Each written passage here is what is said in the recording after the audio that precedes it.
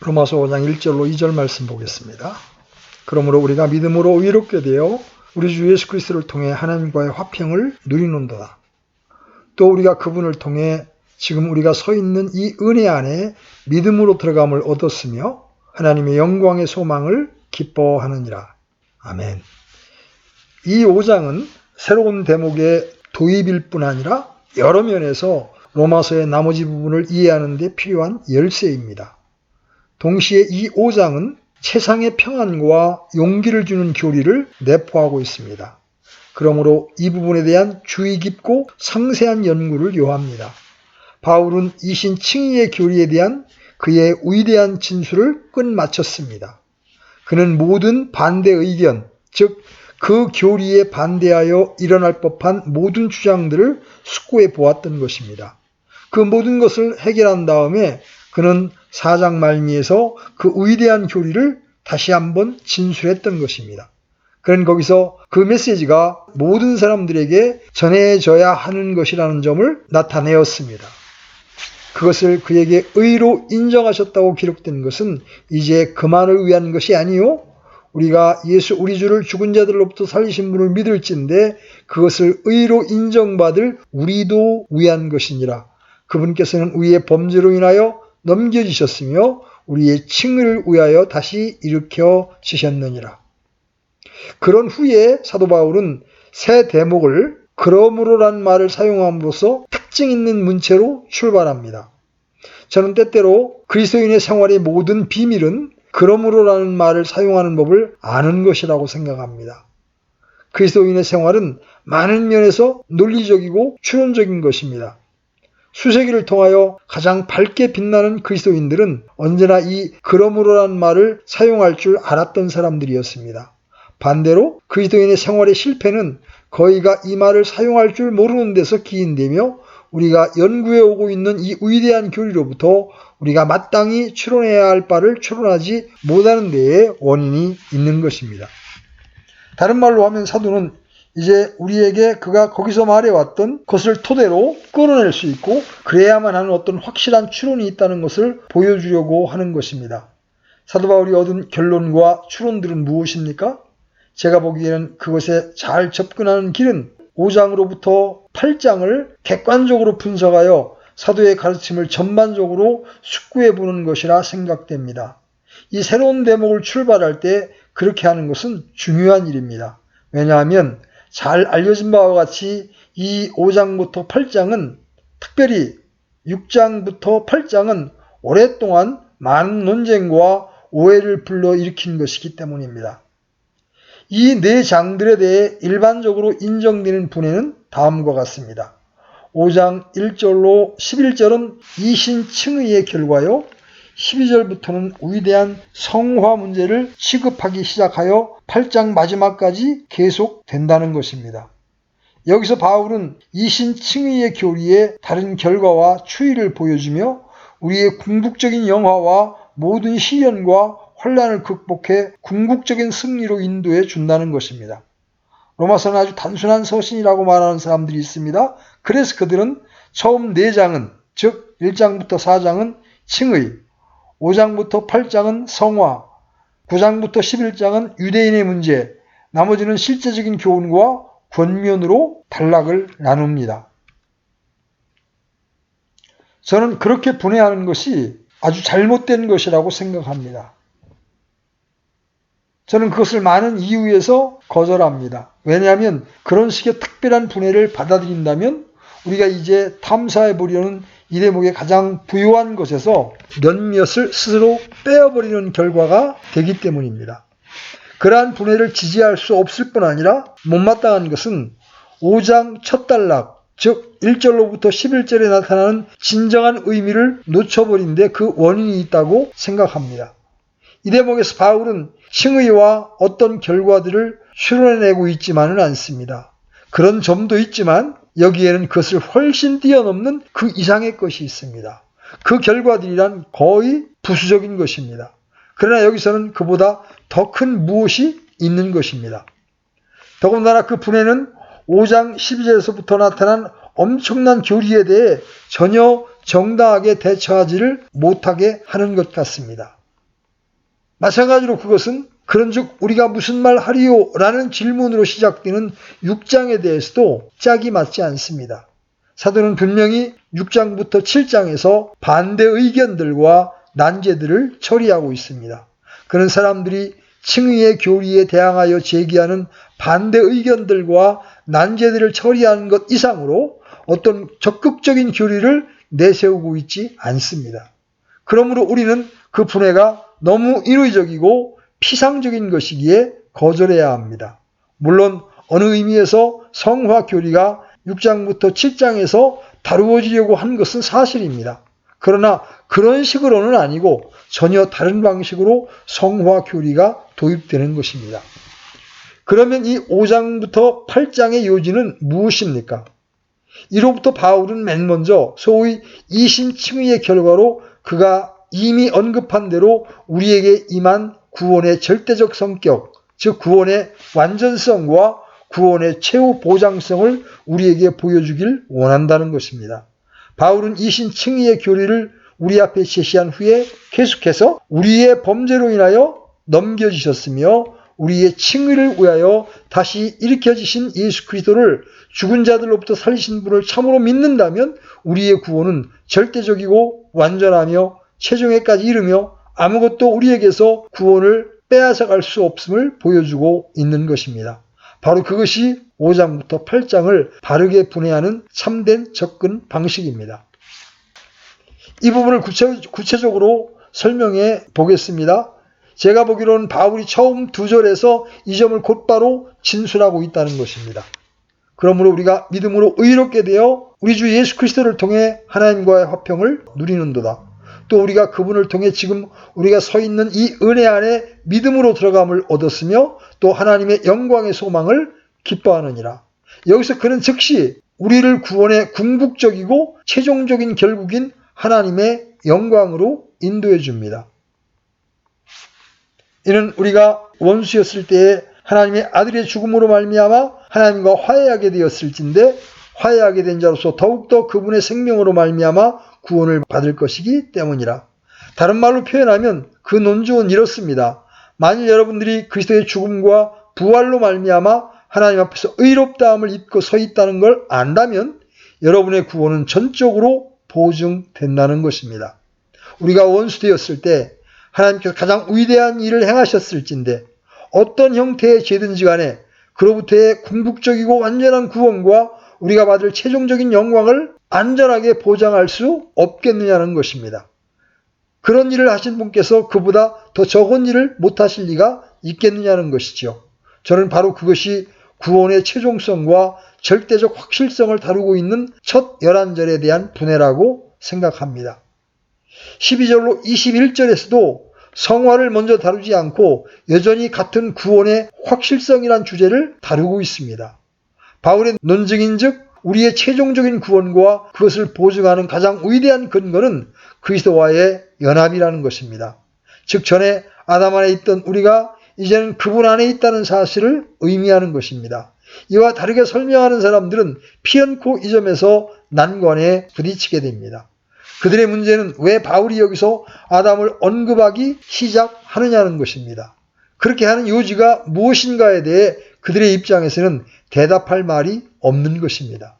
이 점에서 여러 가지의 주석들을 훑어보고 그들이 어떻게 난관에 부딪혔는지를 주목하는 것은 유익한 일입니다. 어떤 이들은 어떠한 내용 분해도 하려 들지 않습니다. 그들은 단지 바울이 여러 개의 관계없는 주제들을 여기저기 끌어대는데 갑자기 여기서는 아담 안에서의 이전의 우리의 존재와 지금 현재 그리스도 안에서의 우리의 존재를 생각해낸다는 인상만을 줍니다. 따라서 그들은 연결되어 나가는 논증을 알지 못하는 것입니다. 그러나 여기에는 이어져 나가는 논증이 있습니다. 다시 말해서 전에 아담 안에 있었던 우리가 이제 그리스도 안에 가입된 사실, 그 사실이 결국 우리의 궁극적인 구원을 보증한다는 것입니다. 믿음으로 의롭다함을 얻은 사람은 그리스도 안에 있는 사람이고 그렇기 때문에 그의 최종적인 구원이 보장되는 것입니다. 바울은 6장부터 7장에서 이 교훈에 반대되는 주장을 다룹니다. 특별히 본장의 20절과 21절에서 율법에 관련된 교훈에 대한 반대 의견을 취급하는 것입니다. 은혜와 이신 칭의에 대한 사도의 교리는 죄를 많이 지을수록 은혜도 그만큼 더 많이 받을 것이며 율법은 어느 경우라 할지라도 무용하고 불필요한 것이라고 제창하는 것 같이 보입니다. 그래서 6장에서 바로 그 첫 번째 반론을 은혜가 넘치게 하려고 우리가 죄 가운데 거하겠느냐라는 물음으로써 거론해 나가는 것입니다. 그 반론은 특별히 유대인의 의 중에 있기 때문에 유대인으로 하여금 다음과 같이 질문하도록 합니다.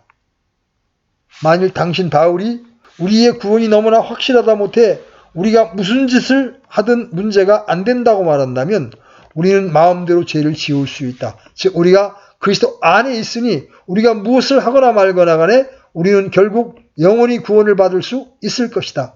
당신이 만일 우리의 구원 문제는 율법에 의해 좌우되는 것이 아니라고 말하고 반율법주의의 물결에 문호를 개방한다면 당신은 사람들로 하여금 죄를 짓도록 충동질하고 있는 격이 된다.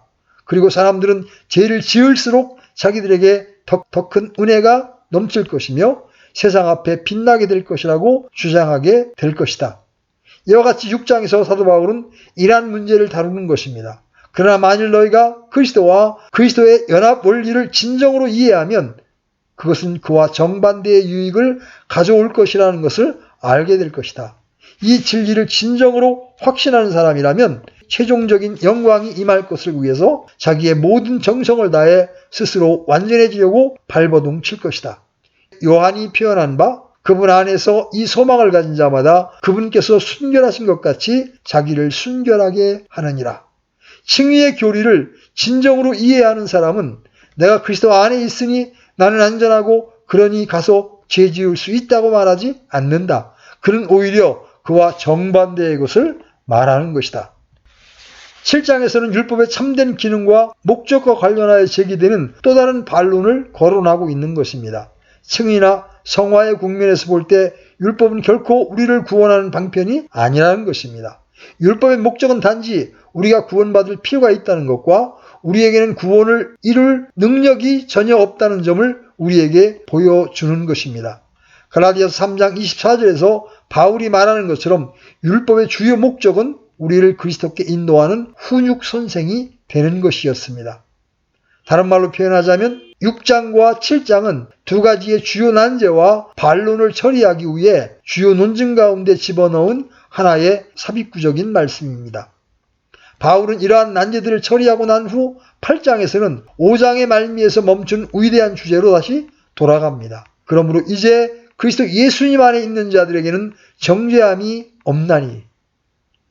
이로써 그는 5장 12절로 21절의 주제인 그리스도 예수 안으로 다시 돌아가자고 말하는 셈입니다. 그런 다음에 그는 계속해서 그 주제를 다루어 나가는 것입니다.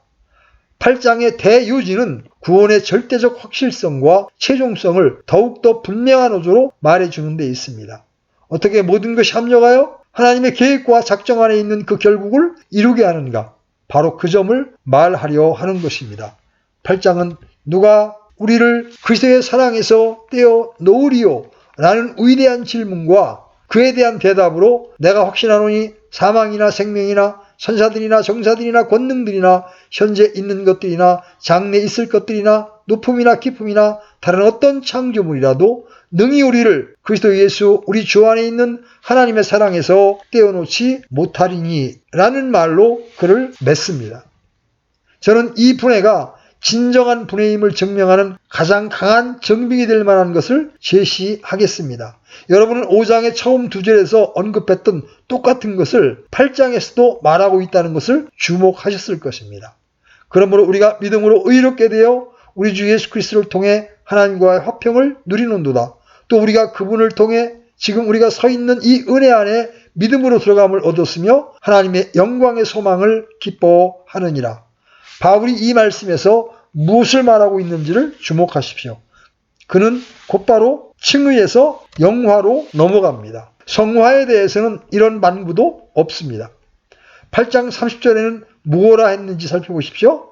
뿐만 아니라 그분께서는 자신이 예정하신 그들을 또한 부르시고 자신이 부르신 그들을 또한 의롭다 하시고 자신이 의롭다 하신 그들을 또한 영화롭게 하셨느니라.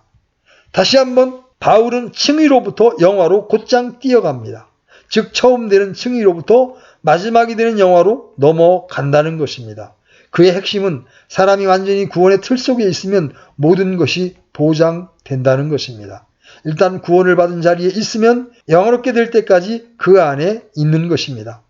5장 초부터 시작하여 8장 30절에서는 그 주장을 마무리 짓기 시작하며 8장 마지막에서는 승리에 찬 감격으로 그것을 끝냅니다.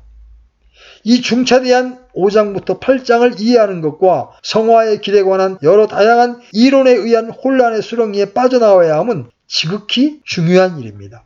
그 혼란은 또한 로마서 7장과 같은 처지에 있는 사람에 대한 끝없는 억측과 7장에서 8장으로 넘어가는 데 대한 그럴듯한 교훈에 의해서도 야기되는 것입니다.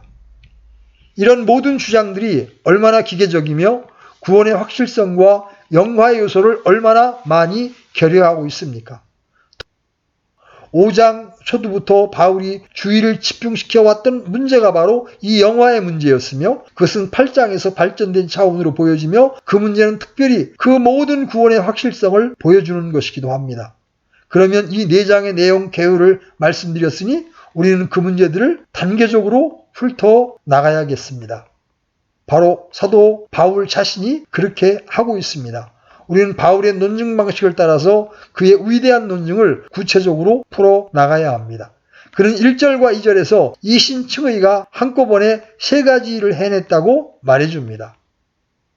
그것은 우리에게 하나님과의 화평을 가져다 줍니다. 즉 그것은 우리를 모든 복된 자리에 옮겨 놓았습니다.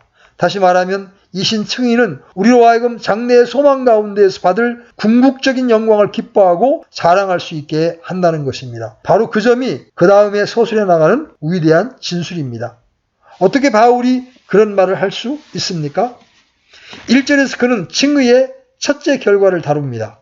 그러므로 우리가 믿음으로 의롭게 되어 즉 믿음으로 말미암아 의롭다함을 받았으니 우리가 우리 주 예수 그리스도를 통해 하나님과 화평함을 누린다고 할 수 있습니다. 우리는 잠시도 멈추어서는 안 됩니다. 여러분 사도가 우리 주 예수 그리스도를 통해라는 것을 다시 언급한다는 사실을 주목하십시오. 1장부터 4장에서 그 점을 얼마나 여러 번 말했던가요? 그는 계속해서 우리 주님의 이름을 제시하여 그분의 죽음과 부활을 우리에게 상기시켜주고 있습니다. 4장 마지막에서도 꼭 그리하였습니다. 그래서 그렇게까지 할 필요가 있는가 하고 의문이 들 정도입니다. 그러나 그는 그것을 또다시 언급합니다. 그러므로 우리가 믿음으로 의롭게 되어 우리 주 예수 그리스도를 통해 하나님과의 화평을 누리는도다. 우리는 그만하면 됐다고 생각할 법합니다. 그러나 사도는 그렇지 않습니다. 우리 주 예수 그리스도를 통해 바울은 그것이 너무 자주 언급된다고 말할 수가 절대로 없다고 느낀 것입니다. 즉 복되신 이름을 자주 언급했다고 해서 무엇가 잘못된 것이 있느냐는 것이죠. 바울이 얼마나 지혜로운 교사입니까? 바울은 얼마나 우리가 잊어버리기를 잘하는 존재인지를 익히 압니다. 그래서 그 점을 잊어버리지 말게 해야겠다고 마음먹은 것입니다.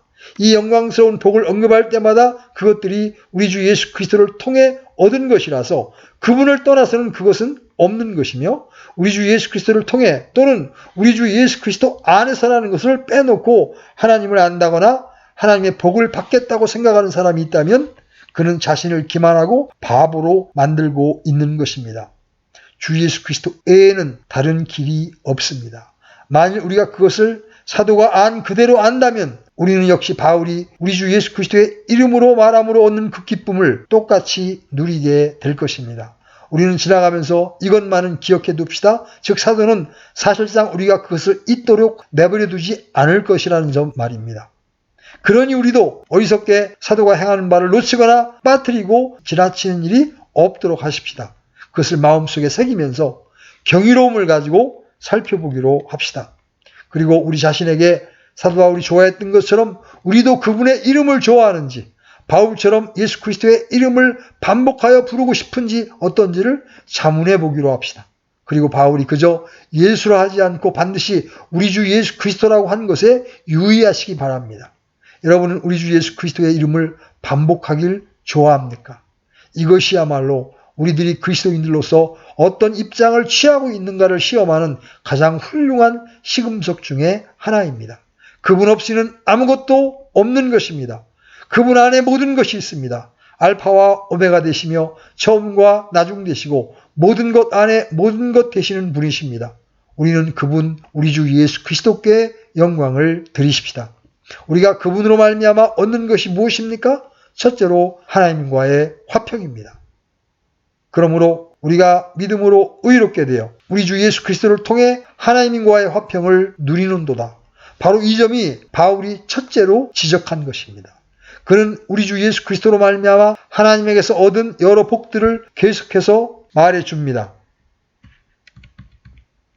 그러나 바울은 다른 여러 복들은 하나님과의 화평 다음의 문제로 미루어 놓았습니다. 첫째가 하나님과의 화평입니다. 왜 제가 그 점을 강조하고 있는지 아십니까? 오늘날 많은 사람들이 하나님과의 화평을 이루는 복 외에 다른 여러 복들을 처음 자리에 놓고는 이러저러한 복을 받으러 예수께 오라고 초청하고 있기 때문입니다. 그들은 하나님과의 화평에 대해서는 한마디도 하지 않습니다. 그들은 지금 회개에 대해 고민하지 마십시오. 그것은 다음의 문제입니다라고 말합니다. 당신은 친구를 원하십니까? 도움이 필요하십니까? 위로가 필요하십니까? 당신은 행복과 평안과 기쁨을 원하지요? 이 모든 것들이 그들이 맨 먼저 내세우고 강조하는 것들입니다. 그래서 기독교가 이단처럼 보이게 되고 이단들과 무슨 경합이라도 벌이고 있는 듯한 인상을 받습니다. 그들은 사람으로부터 출발해서 사람들의 여러 가지 필요, 고민 문제, 욕구를 먼저 말하고는 그러한 욕구를 만족시킬 수 있는 오직 한 분인 예수께 나오라고 합니다. 그들은 주장하기를 이단들도 그와 같은 일을 많이 말하지만 한 가지 차이 나는 것은 그들의 교훈은 정욕적인 결과를 산출한다는 것입니다. 기독교 메시지의 유일성을 보여주는 것이 우리들이 바라는 목적 중에 하나입니다. 그러므로 우리가 최초로 강조해야 할 것은 하나님과의 화평입니다. 왜 그런가 하면 맨 먼저 하나님의 존전에 나아가 그분과 화해하기 전에는 하나님으로부터의 어떤 복도 소유할 수 없다는 단순한 이유 때문입니다. 우리 모습 그대로는 하나님께 기도할 수 없습니다. 하나님의 복을 원할 때 맨 먼저 부딪히는 문제는 어떻게 내가 하나님께 들어가 그분의 존전에 이를 수 있으며 어떻게 내가 하나님과 대면할 수 있느냐는 문제입니다. 대통령으로부터 어떤 은혜를 입고 싶다면 먼저 생각해야 할 문제는 내가 어떻게 청와대에 들어갈 수 있느냐, 그 다음에는 내가 어떻게 대통령과 접촉하느냐입니다. 그것과 똑같은 일입니다. 그러면서도 하나님에게 나오는 복을 갈망할 때는 이 점은 전혀 걱정하지 않습니다. 우리는 하나님께 가서 우리가 원하는 것은 모두 다 즉석에서 얻기를 바라지요. 그러나 그것은 가능한 일이 아닙니다. 모든 복은 우리 주 예수 그리스도로 말미암아 오는 것입니다. 그러니 우리는 먼저 하나님과 화평해야 합니다. 제가 말씀드리는 말을 예를 들어 설명하면 다음과 같습니다. 여러분은 요한복음 9장에 나오는 소경을 낫게 한 사건을 기억하실 것입니다. 그 소경은 매우 의미심장한 말을 했습니다.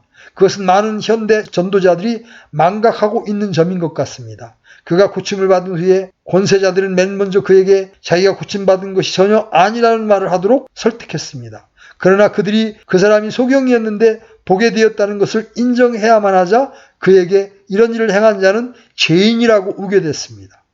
그 사람은 오직 심오한 대답을 한마디 했습니다. 하나님은 죄인을 듣지 않으십니다.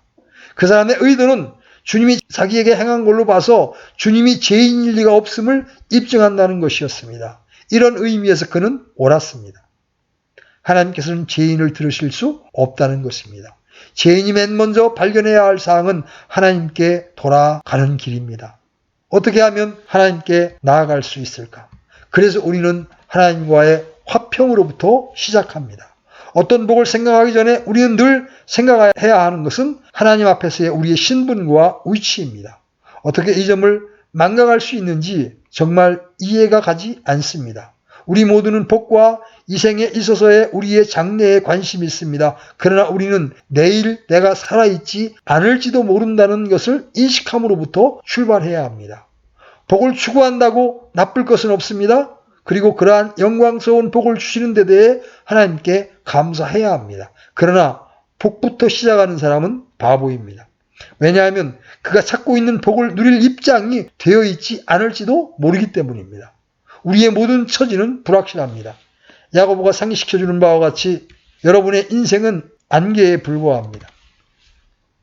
문제는 하나님 앞에서 우리의 위치, 하나님과의 관계입니다. 이런 모든 이유를 생각해 볼 때 그 점에서부터 출발해야만 합니다. 우리가 복받았을 때 어떻게 해야 할까를 생각하기 전에 내가 갑자기 죽어서 하나님 앞 심판대에 설 수도 있는데 그러면 어떻게 하는 문제를 분명히 인식해야 합니다. 저는 그래서 그 점으로부터 출발해야겠습니다. 그 모든 이유에서 첫째 문제는 나와 하나님과의 관계입니다. 그의 모든 것들은 다음의 문제이며 그의 의존에 있는 것입니다. 이 점에 대해서 아주 명확합니까? 기독교 복음의 첫째 되는 임무는 우리에게 복을 주는 것이 아닙니다. 나는 복음의 제1의 목적을 강조합니다.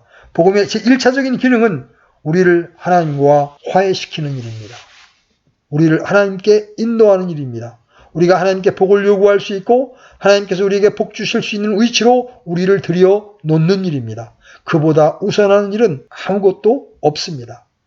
희심의 문제가 아니며 죄의식을 가지고 있든지 죄 용서함을 받을 필요를 느끼든지 간에 그것은 문제가 아니고 오직 하나, 그 모습 그대로 예수께로 나오라고 가르치는 이 모든 교훈은 전혀 비성경적입니다. 또한 그것은 정말 비논리적인 것입니다. 여러분은 크리스천 사이언스의 교훈이나 적극적인 사고방식의 결과로 자리에 눕는 대로 포근히 잠들 수 있습니다. 모든 걱정을 잊어버리고 더 이상 근심하지 않을 수도 있습니다. 그러한 가르침을 추종함으로 비참하게 기만당하는 것은 그 교훈들이 모든 것 중에서 가장 치명적인 문제들에 대해서 여러분에게 아무런 도움을 주지 못한다는 사실입니다. 정말 그 교훈들은 치명적인 문제들을 감추고 그것을 망각하도록 충동질하는 것입니다. 여러분이 갑자기 죽는다고 할 때 그런 것은 여러분에게 도움이 되지 않습니다. 심판날에 그 교훈은 여러분에게 아무런 도움을 주지 못할 것입니다. 거짓된 평화의식 속으로 찾아들어가고 실제적인 상태는 전보다 더 나쁘게 됩니다. 왜냐하면 여러분이 필요하다고 생각하던 모든 것을 더 이상 추구하지 않게 될 것이기 때문입니다. 이 얼마나 위험천만한 일입니까? 성경에 진술된 순서를 알아보지 않고 그 순서를 바꿔버리다니 말입니다. 믿음으로 의롭다함을 받은 그 첫째 결과는 주 예수 그리스도를 통해 하나님과 더불어 화평을 누리는 것입니다. 몇몇 사본은 화평을 누리자로 되어 있고 다른 것들은 화평을 누린다로 되어 있습니다.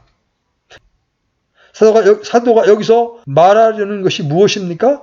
그는 우리의 완전하고 최종적인 구원의 확실성을 상기시켜주고 있습니다. 그게 옳다면 그는 확실히 우리더러 하나님과 화평을 누리라고 권유하고 있는 것이 아닙니다. 이미 우리가 그것을 누리고 있다는 것을 상기시켜주고 있는 것입니다. 그는 계속해서 다음 절에서 말하기를 또 우리가 그분을 통해 지금 우리가 서 있는 이 은혜 안에 믿음으로 들어감을 얻었으며 라고 했습니다.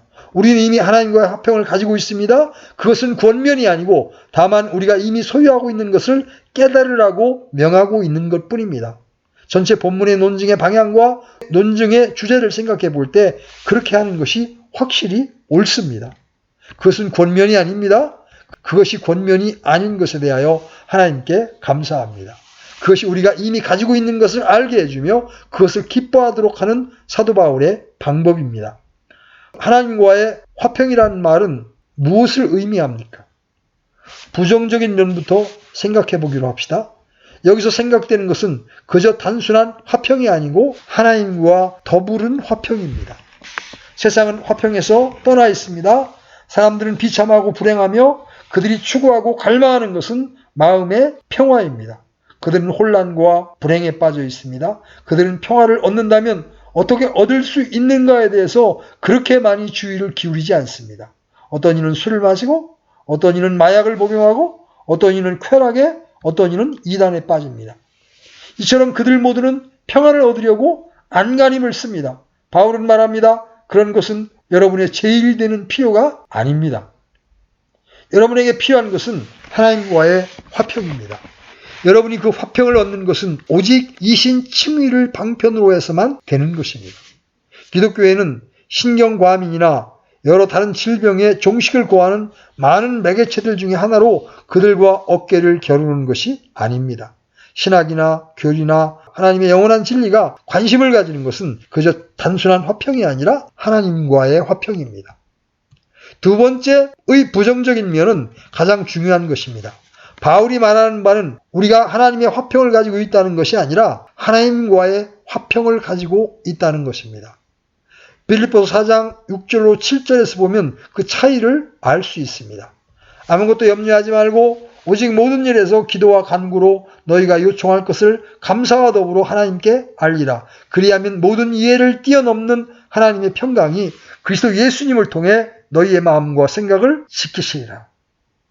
제가 강조하고 있는 것은 하나님의 화평이 여기서 다루어지고 있지 않다는 것입니다. 로마서에서 다뤄지는 것은 하나님과의 화평입니다.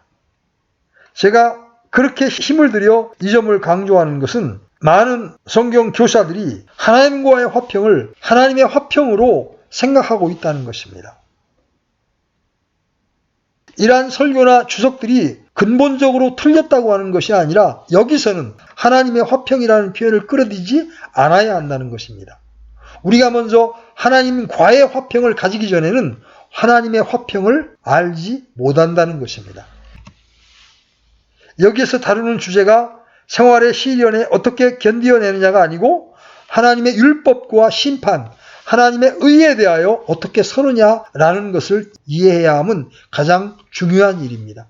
시련, 환난, 고통 등에 대한 화평이 아니라 하나님에 대한 화평입니다. 하나님과의 화평은 주로 하나님과 우리의 관계와 하나님과 함께 서 있는 것에 대한 객관적인 문제입니다. 하나님의 화평은 전적으로 주관적인 문제입니다. 그 하나님의 화평은 걱정과 염려의 치명적인 성향을 극복하는 길입니다. 여기서 주제로 다루어지는 것은 근본적으로 신학적인 문제입니다. 빌립보서 4장에 있는 하나님의 화평은 근본적으로 실제적이고 목양적인 문제입니다. 사도 바울은 우리들에게 우리 주 예수 그리스도를 통한 이신 칭의를 방편으로 해서 우리가 하나님에 대한 화평을 누린다는 점을 상기시키고 있는 것입니다. 그가 뜻하는 바는 이 이신 칭의에 의해서 하나님과 죄인 사이에 존재하는 장애물이 제거되고 더 이상 존재하지 않아 하나님과 사람 사이에 완전히 새로운 관계가 수립된다는 것입니다. 전에는 장벽이 존재하여 정오와 전쟁과 적대 관계에 있었지만 이제는 믿음으로 말미암아 의롭다함을 받았으니 그 모든 것은 사라졌습니다. 화평의 상태가 하나님과 사람 사이, 즉 우리의 범죄함을 위하여 내어준 바 되고 우리를 의롭다 하시기 위해 다시 살아나신 예수를 하나님이 죽은 자들로부터 살리심을 믿는 사람 사이에 수립되었다는 것입니다. 우리는 이 화평의 문제를 하나님 편과 사람 편에서 살펴나갈 것입니다. 이제 우리는 여기서 5장에서 8장까지 계속되는 이 커다란 대목의 출발점에 있습니다. 그 주제는 우리의 구원과 영화의 절대적 확실성입니다. 내게 그 확실성을 알 수 있게 하는 첫 번째 것으로는 우리가 하나님에 대한 화평을 가졌다는 것입니다. 하나님과 나 사이의 화평, 나와 하나님 사이의 화평이 존재합니다. 그것이 우리 주 예수 그리스도로 말미암아 오는 것입니다. 모든 이해를 뛰어넘는 하나님의 평강은 사도가 여기서 다루고 있는 것과는 전혀 다른 상황에 속한 것입니다. 모든 이해를 뛰어넘는 하나님의 평강은 사람이 문제들과 고통과 시련으로 에워싸임을 당했을 때 필요한 것입니다. 그 사람은 근심과 걱정에 굴복할 수 있는 아주 중대한 위험에 처해 있는 것입니다. 우리들 모두는 흔히 그런 식으로 시험을 당합니다. 그때 바울 사도는 그런 생활에 뿌리를 박은 사람들을 다루고 있었던 것입니다. 그러나 여기서는 그것과 전혀 다른 것을 살펴보고 있는 것입니다. 우리에게 난제들이나 고통, 시련이나 환난이 닥쳤을 때 우리가 그런 상황에서 어떻게 버티고 서 있을 것인가를 생각하는 것이 아니라 어떻게 죄인인 우리가 하나님 앞에 설 수 있는가 하는 문제를 숙고하고 있는 것입니다. 이 시점에서 우리가 필요로 하는 것은 하나님의 화평이 아니고 하나님과의 화평입니다. 우리를 예수 그리스도를 통해 의롭다 하시고 그 예수 그리스도를 통해 하나님과의 화평을 허락하신 아버지 앞에 감사와 찬미를 드립니다. 아멘.